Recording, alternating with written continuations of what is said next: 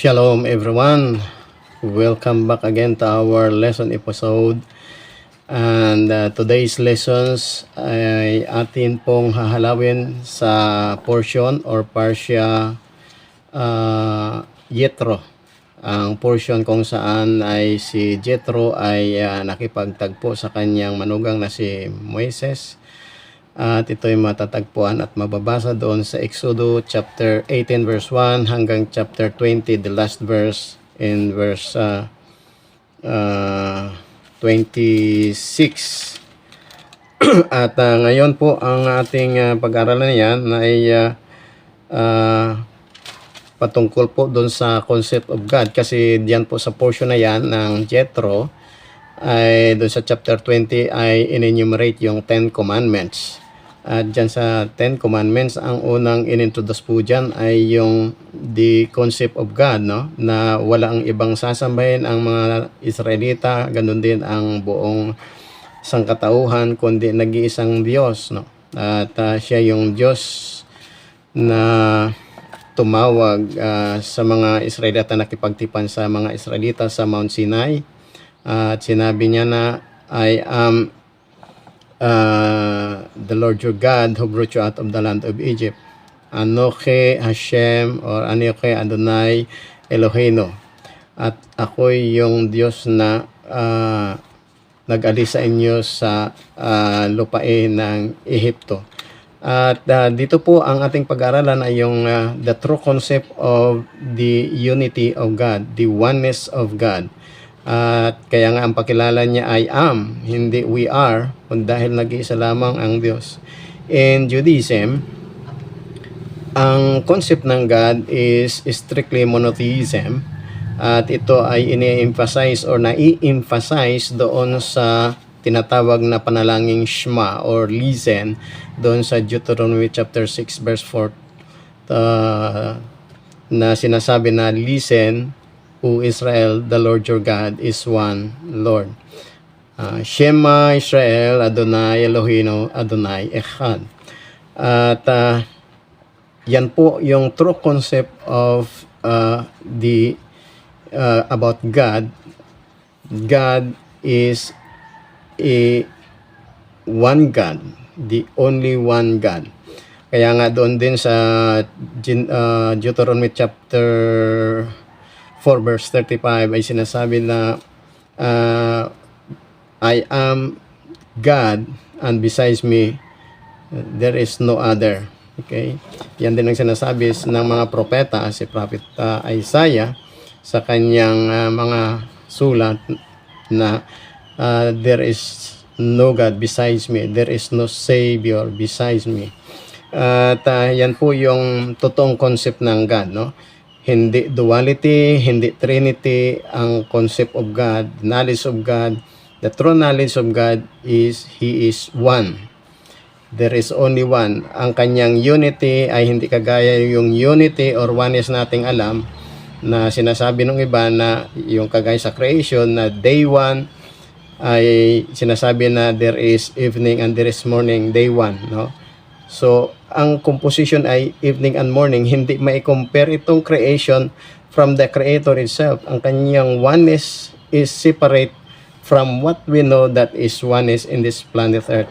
Dahil ang God is a transcendent God. He is beyond the dimension of creation. At mayroon pong mga konsepto sa New Testament na nagsasalungat dito sa konseptong ito, kagaya ng sinasabi ni Paul doon sa 2 Corinthians chapter 4 verse 4 na ang mundong ito ay may Diyos, no? May ibang Diyos itong mundong ito, the God of this world, no? At ganon din sa kanyang sinasabi doon sa Ephesians chapter 2 na about the prince of the powers of the air, na ito ay nag-i-imply doon sa dualism, no? Na there is another God for this world and there is a God of the heavens, where in fact sa Tanakh, sa Jewish Bible, sa Psalm 24 ay sinasabi na ang Diyos ni amang Abraham, Isaac at Jacob, sangayon sa awit ni Haring David, siya ang Diyos ng mga langit at lupa, no? The earth is the Lord and the fullness thereof. So hindi ito para kay Satan, no? Hindi si Satan ang nagmamayari ng mundong ito, kundi ang Diyos na lumang ng langit at lupa. Ang tetragrama to, no? At tinatawag po yung Adonai or Hashem for the sake ng sacredness ng kanyang pangalan. So meaning to say, yung concept ng God ni Paul is duality. There is a God of this world, which is not true, no? The God of this world is the God of heaven and earth. Okay? Ang Diyos ng mga Abraham, Isaac at Jacob, the creator, the only one creator sang-ayon sa Isaiah chapter 44 verse 24. Okay? Isa lang ang creator. Okay? So, at yung creator na yan ng heavens and earth, he is the possessor of heaven and earth. Hindi si Satan, no? Pag sinabi natin si Satan ang nag-rule ng mundong ito, okay, ay isa po yung dualism na ibig sabihin mayroong another power that controls the world except God himself who created the heavens and the earth. And this concept of God is according to the Jewish Tanakh, Jewish Bible, it contradicts the very essence ng God, the unity or the oneness of God. So yung ganong concept na mayroong Diyos o may ibang power na nagko-control nito except for the creator, ay nakuha yan doon sa Gnosticism, no? Kaya nga sa Gnosticism maraming God of the air, God of the seas, God of the land, God of fire, God of wind. Okay? But in the Tanakh, in the Jewish Bible, there is only one God that possesses everything, heavens and earth, and that is the God of Abraham, Isaac, and Jacob. So, yung sinasabi doon sa Exodus chapter 20, verse 1 until verse 3, yung first part nito na sinasabing, I am the Lord your God which brought you out of the land of Egypt.